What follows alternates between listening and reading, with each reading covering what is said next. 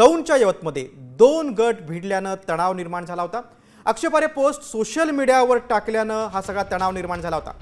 यवतमध्ये काही दुचाकी देखील वाहनं पेटून देण्यात आली, काही वाहनांची तोडफोड झाली, जाळपोळीचे प्रकार घडलेले आहेत। यामुळे यवत गावामध्ये तणावाचं वातावरण होतं।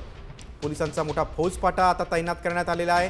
जमाव पांगवण्यासाठी पोलिसांना अश्रुधुराच्या नळक्या देखील फोडाव्या लागल्या। सध्या परिस्थिती नियंत्रणात असल्याची माहिती पुणे पोलिसांनी दिली आहे।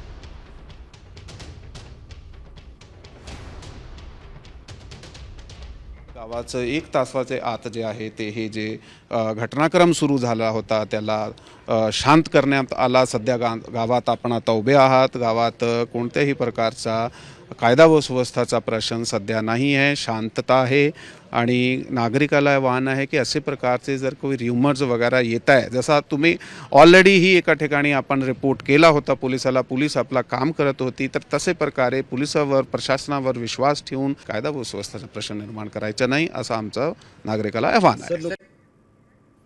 पुणे पोलिसांचं आव्हान आपण पाहिलं। नेमकं काय प्रकार घडला होता आपण पाहूया।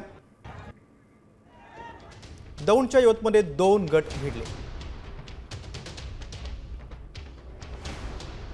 सोशल मीडियावरील आक्षेपार्ह पोस्टमुळे हा सगळा राडा झाला। दुचाकी पेटवल्या गेल्या, काही वाहनांची तोडफोड देखील झाली। आता isakal.com आहे देशातील नंबर 1 ची मराठी न्यूज वेबसाईट। प्रत्येक अपडेटसाठी isakal.com ला नक्की भेट द्या।